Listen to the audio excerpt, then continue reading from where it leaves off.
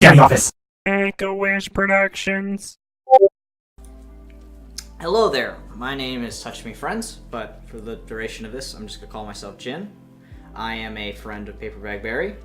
I have shown up in a few of his videos. Not many, but a couple. And right now what I'm going to be doing is, tucked in my little corner that I've been given by him, I'm just going to be explaining to you some of the prep that I'm going through right now for a Dungeons & Dragons game. So currently, that's a nice train in the background. Is it gonna go off again? Train! There, it's going off. Hello, train. Train! Train, why do you have to do this to me? Why are you so loud? I think it's done. Anyways, so currently on the channel, when I start talking, the train goes. I know I can fix this and edit, but I actually really want to leave it in. Okay, so as I was talking about before, I was so rudely interrupted. The group that shows up periodically on PaperBagBerry will be playing a couple D&D games, which I will be hosting, and hopefully, and I'm almost 90% sure that they're gonna come up on the channel as their own video, which would be really cool because maybe we can get some more interaction, or maybe that can be some kind of form of weekly content, for me at least, that will be hidden on the channel since no one's really interested in what I want to talk about. But, I mean, for 3 of you that are watching, thanks, I guess. If my players are watching, you need to stop watching immediately, because I'm going to go strangle you and beat you with a wooden spoon because you're eavesdropping on what I'm going to do in the story. But, I mean, what am I going to do? Anyways, so a little backstory on me is I have been DMing for about 2 years so far. I originally got into Dungeons & Dragons about 3 years ago when my friend introduced me to the game. It wasn't in real life though. It was over the internet. He introduced me to it through Roll20. It was probably one of the funnest summers I've ever had in my life. He was an amazing DM, and I'm still great friends with him to this day. But, oh, that's a nice car. Anyways, so he taught me the basics of DMing, and he showed me what I should do when trying to run a campaign. And then after that, I slowly self-taught myself through running it with a small group of friends, which has grown into a bigger group. We'll go over that later. And, yeah, I think it's amazing that I've found people in such a small town that I'm in that are willing to play Dungeons & Dragons with me, which is probably not uncommon, but to me it's amazing that so many people can gather around to a game where it's literally just about using your imagination to create a fantasy world, which blows my mind. Anyways, so currently the group of people that play Dungeons & Dragons that play under me as their DM is up to 10 people so far, and since that's too many for me to run one singular campaign with 10 people, since that'll be ridiculous with encounters and all of that, we split the group into 2 groups. So we have Group A and Group B. Group A is going this Saturday, and Group B is going this Sunday, so they're only a day apart. It's not that big of a deal. But, yeah, PaperBagBerry will be in Group B, I believe, is the one he chose. And we are going to be running Tomb of Annihilation because, A, we have some newer people to Dungeons & Dragons, so instead of going full homebrew, which is usually what I like to do with my more advanced players, when we get the newer people, I usually go to the books or some form of official story. And I personally love Tomb of Annihilation. I love the whole aspect of how revival just isn't a possibility in it. I think that's a cool concept. I love the scenario that it's been placed in, the jungle. I think exploring a jungle, like all the treachery of a jungle, I think it's fascinating. And I think it's such a great narrative for a story. And of course, I just love the layout of like the Tomb of the 9 Gods. I think it's so cool. A couple of the players know some basic things about it. I think the most that they've heard is about the obelisk in front of the entrance of the Tomb of the 9 Gods, which isn't that big of a deal. I was kind of expecting that since I think a couple of them watch some D&D YouTubers like Puff and Forest and all that other jazz. So that's probably where they've heard about the obelisk from. That's fine. Maybe it'll just make it a little bit more interesting, since maybe they'll actually push it over and start the encounter. So I think the main difference between these two groups is that Group A is gone completely chaotic evil. They are no holds bar. Their entire intent and goal is to ruin the lives of anyone they see. They're trying to become better villains than the actual villain, which sounds amazing in terms of funny happenings. I hope that they're able to play it well. They're all Group A is a little bit more advanced players, so they know how to role play very well. They're very used to it. Everyone has made new characters for this, so we are all starting with never used before level 1 characters. And yeah, but the reason that they've gone so chaotic evil is because I have hinted at the idea that both of the groups may intersect at some areas. Not in terms of puzzle solvings or encounters, more like tidbits, where it's like, because they're both inhabiting the same world and they're both playing at the same time, so it'd be interesting if, since Group A is going first, if someone in Group A decided to leave a letter or a note behind in a certain area, and Group B happened to wander into that area and they found that note, they would be able to get a message from Group A, which would be kind of just a neat little Easter egg to be hidden in the game.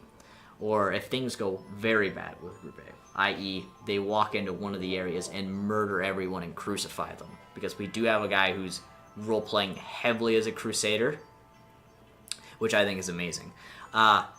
If it goes that far, I may even be half tempted, as long as the area isn't instrumental to the story, to leave it like that when the next group comes, just to see how they react to the idea that the other group is going around literally committing small versions of genocide on these small encampments, which I find hilarious, but they probably won't. But the other group is mostly good, I believe. There's a couple neutrals in there, but no one is going to be outright bad. The good thing is that both parties have a healer. I mean, as good as that can be, since you can't really revive anyone in Tomb of Annihilation, but whatever. So the main things I'm going to go over for more my sake, but I decided to make a video out of it to kind of introduce myself and give a prelude to the D&D video if it ever does come out, which I am crossing my fingers that it does, because I believe it's going to be really entertaining, and I think there'll be a lot of personality that'll get shown, and we can introduce some of the new people in the friend group, which I think would be cool. I also just love D&D. But I more want to just talk about the dynamic start that I kind of want to do for both of the groups. So Group A is, since it's primarily filled with more ne'er-do-well evil-esques, we have two that are going for a more hyper-intelligent character route and personality, which is good for this kind of story. So I think the way we're going to do it is the employer, the female employer at the start, we're going to have Group A split into two separate groups, where one group in Group A is going to start the story off by meeting the employer, which I think is a good way, so they can provide the narrative and whatever. And then as they talk about, since once you get into the port, you have to meet up with a merchant prince. There's another D&D group that did a similar trait, which I think would match up very well with this. So I'm sorry for stealing from you, but I really like this way of doing it, since it sounds quite nice. We're going to have the other two players be imprisoned by the merchant prince for committing some form of felony or crime or offense, just because the two other guys are literally a crusader and a pirate, is how they're role-playing it as, which I think could lead to something quite hilarious. It is called a port city, so we might get some interesting river pirate action that we can go in. So it might be interesting to have them be in a jail cell, trapped, and then maybe the merchant prince offers them some kind of reward to work with the exploration group, since she probably hired them because they've heard of their shaky reputation. But part of it is, since they're so evil, they're willing to do anything to obtain their end goal, and they're hyper intelligent. So they know it's the right choice to hire them because they know they'll follow the money. And it might be interesting to see how they might backstab her at the end, or maybe they might kill the merchant prince after he gives the information, or a bunch of interesting stuff. So I want to kind of start it with a dynamic start where the party is split in two.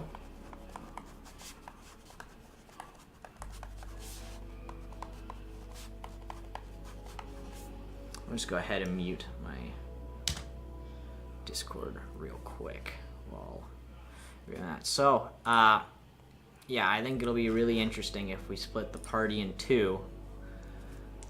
So we have two with the employer, and then two in prison. So then we can get this dynamic contrast between the two, and then maybe we can have, because we can have the two in prison have some form of previous knowledge of the city, so that when the scenario comes up when they're trying to find certain things and they can't decipher it from the map, or maybe they miss some tidbits of information, then we can just do a roll for maybe like intelligence or wisdom, and then they might be able to recollect where that place is, which would be cool. And then maybe since they know some of the people around the town, we can get some interesting side quests that come up, since there's a lot of cool NPCs located in the port and in the very edge outskirts of the jungle before they enter in, so maybe they can find something interesting. I mean, the story is on a time crunch, because the whole deal is like the soul mongerer is pulling the souls out of those who have been resurrected or those who die so they can never come back. So it'd be interesting. But I mean, I think it's always fun for them to explore all the little side details, because you can find lots of cool things like lore or different NPCs, or maybe a funny encounter, a cool item. Anything kind of goes. Sometimes I'd like to just remove the entire concept of the soulmonger itself, and then just have the jungle and all of the encounters, and maybe just have them go on their own little adventure. But an end goal is always important for a newer set of players, since then they can aim for something. So I won't do something like that. Save that for the homebrew. Yeah, so I kind of want to go harder on Group A, since they know what they're doing more in the context of D&D. So we're going to give them a more dynamic start, and we're going to kind of push the envelope on combat or encounters, because they want to be very heavy in combat, which I think is a good thing, because I think action's great to have. And as of late, it's more players tend to try and avoid fighting than to do it, because there's the whole deal where you still get XP if you avoid a fight, which I personally dislike. I think that if you avoid a fight, maybe you can get a cool loot from going around them instead of fighting them head on, but I don't think you should get XP per se, combat XP. I think you should get that from killing them, so then it gives incentive to fight them besides the drops or maybe some kind of lore. I don't know, that's more a personal preference as a DM. I enjoy the idea that the only combat XP you could get is from fights, or from something pertaining to a fight. But yeah, so I want it to be really heavy on combat and action, because this group seems to be striving for that, which I think is good. I think that I'm gonna be more pushed with the religious aspects of this world, because we do have a crusader and we have a cleric. They're both very heavy into their religious backgrounds, so it'd be cool to kind of introduce all of the various different parties there are in religion in this world, and then maybe we can get some interesting interaction between the two. So this is kind of just a basic outline of how I want to start the story and some of my overarching goals. And we'll follow the story quite closely, but it really all depends on how they make the decisions. These are kind of the only big things that I can control from the get-go. Group B, a couple of those people in Group B haven't finished their character sheets. Hello, Train. But since their plan was to stay neutral, or at least good on the spectrum, they're going more for a hero route than like an anarchist villain working for the money. And they're newer players. I think I'm going to go a little bit easier on them. I want to start them off as a group, and then maybe instead of having them just go off on their own in the city, I have the merchant prince maybe send them a guide, or maybe they get like a more detailed version of the map, or maybe a couple tidbits, or maybe one of them starts in the city as a citizen and they're related to their employer, so that they can then have some background knowledge on the city, which would be good for newer players since they're not very into the whole aspect of D&D. I mean, they like D&D, and they have that old wide-eyed first starter, beginner, everything's super interesting, but they haven't really learned all of the mechanics. When I say mechanics, everything's a mechanic in D&D. All of the ins and outs, like the proper, like I say proper, how to fully role play it out, they're newbies, which I think is a good thing, because you can always get more interesting things out of newer players since they have a wider imagination than those who have read through the books and know everything. But since that is one of the overarching problems with this group, I'm going to need to go a little bit easier on them. I'm still keeping the death curse. I'm still keeping the difficulty at a higher bar. If they die, then they die. I'm not going to do some circumventional fudge the dice roll or whatever to save their characters, because I think that doesn't really help with the overall playthrough. I think that takes away the value of death, or their actions at least, which is the worst thing to do it as a DM. But yeah, I think I'm going to go a little bit easier on them. I think I should not have a whole dynamic prison aspect. I think I should at least have a guide of some kind in the city to start off with. They won't hand them any detrimental clues. It's just like if they ask, oh, where do I find this or this, like merchants or certain areas, then they might be able to point them in the direction on the map. Not tell them the exact location, but give them a general idea so they can get a feel. And then I'm still going to go hard on them with the monsters, but I am going to be willing to give them a little bit of help in certain areas. But my hope is by the time that they get to the larger ruins or the larger encounters and the puzzles, they'll have gotten used to the feeling of this campaign at least, and a little bit more accustomed to Dungeons and Dragons, to the point where they'll be able to take it into their own hands and just kind of go off and do what they want, which I think is going to be really good. And I'm hoping that they're going to be able to stretch it out, since this Group B is very imaginative. It's full of a lot of they're all very heavy into art and stories, and they're very creative people. So I think that it's going to be an interesting trip with them. And if they're able to kind of pull together and get the hang of D&D, which isn't that hard, I think they've already got a basic idea. But if they can pull together all of the aspects that they need, I think it can become a really good playthrough for them. And I think they can become really good comrades through this. And then hopefully, after all of this goes through and we get done with the story and we have all the encounters, both groups will be at a level where they understand what they're doing and they've had fun and they have the sense of progression since they've leveled up and they've done all these things and they've stopped the overarching villain. And then at the end, I'm going to make them meet each other, because that's the thing I alluded to at the start with these two, as I mentioned, since they're both in the same plane, that I may have them encounter each other at some point. And the plan would be to have them meet at the end, which could go really good or really bad. Maybe we could get some cool interactions between the two, but I'm almost 100% sure that the second I said that, that's why everyone in Group A switched to Chaotic Evil, because I think their overarching goal is to murder Group B in the most horrific way possible, which I think is amazingly hilarious, but I don't think the other group will agree. But I am rooting for the underdogs. I'm rooting for them to be able to get all the cool gear and maybe pull out the stats to beat the more advanced players, which I think would be a cool ending. But I'd be more interested in having them both work together, or maybe having some of the party die on one end and some of the party die on the other end, then having them join together, and then that can be our Group A in the next D&D story that we do. I don't know how long Tomb of Annihilation is going to run for. I mean, I know I'm going to do it all the way to the end, of course, but I don't know how long it'll take for both of these groups to finish it. Hopefully they'll end at around the same time. I'm going to try and have them end at around the same time so that whole meet at the end thing is a little bit cohesive. And then after that, I'm not too sure if I want to do a homebrew story or if I want to run a official. I'm really excited for Waterdeep.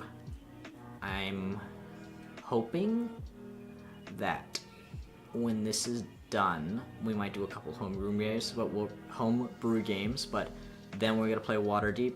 I mean, maybe I have to give them concept clues about the entire concept of that, but Waterdeep seems really cool, and I'm really hyped for it, and I really want to DM it, or at least play it. So I'm hoping for the best there. I feel like that's about it. I think that was a good explanation to kind of help me prepare myself mentally for how I want to start for both of these groups. I'll keep updates about the progression through the game through these tidbit videos, and hopefully the sessions will get released in some kind of small compressed podcast format. I mean, I say podcast, loose podcast. There'll be visuals, but it's something you can just kind of listen to as you're doing whatever, which I think would be a good. And then, you know, maybe if you're new to D&D and you want to learn, you can learn with the newer players in Group B, or follow along on the wacky adventures of Group A as they try and murder everyone. I think it'll be good. I guess if I want to provide any extra information, both groups are not using paper character sheets. They're doing it all digitally. They all opted for using D&D Beyond, which I'm not against. I do like paper, but they wanted to do D&D Beyond. So I'm fine with that.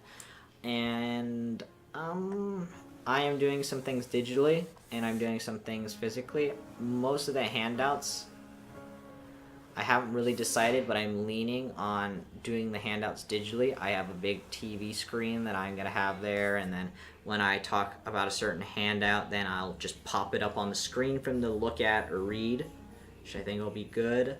And for most of the maps, I have them printed out, but I will also pop them up on the screen so that they can look at them. And then I'm not too sure if I'm going to let them draw on the maps, because I might use them for both groups. I'll probably just give them little icons or figurines to place on them to get a general idea, and then on the screen I'll draw on what they want me to draw as a DM, so that they can have some form of cartography, or at least a kind of a personal layout, a touch. But yeah, currently, I'll give a little end tidbit about the characters. Currently in Group A, we have a dual class rogue fighter who is role-playing as a pirate. We have a paladin fighter, I believe, that's role-playing as a crusader. We then just have a normal wizard that's a halfling. The fourth person is going warlock, I believe, and the fifth person in that group, there might be a fifth person. That's the big if. They haven't even approached me about the character, so right now I'm counting them as a non-entity in that group. Group B, we haven't fully finished that. One person is going berserker, the berserker route, which I think is cool, and then another person, I believe, is going... Was it Ranger? I think it was Ranger. I know it wasn't a magic class. Like a full magic class. I'm pretty sure. So, that's good. The third person in that group hasn't made theirs, and then the fourth person will probably be some kind of tank. Probably a paladin. That's preferred class. The races on Group A, I know three of them. The pirate is a dragonborn. The wizard is a halfling, and then the crusader is a human, of course. Hopefully we get the fifth person in Group A, but right now everything seems to be good, and I'm hoping that we're able to release the videos, which will come out around this weekend if everything goes well. So thank you for watching my short rambling about the D&D session that might happen, and even if the D&D session does not get posted, I will continue to post some form of updates about what's happening, or just prep videos in general about my D&D sessions, because I think it's a very good way for me to decompress and kind of organize my thoughts before I embark. And while this wasn't too in-depth on the whole story, it was more for me to get an idea how I want to start the campaigns, which I think is the most important part, is introducing it in a way that's appealing to the characters and also draws them in. So thank you for watching.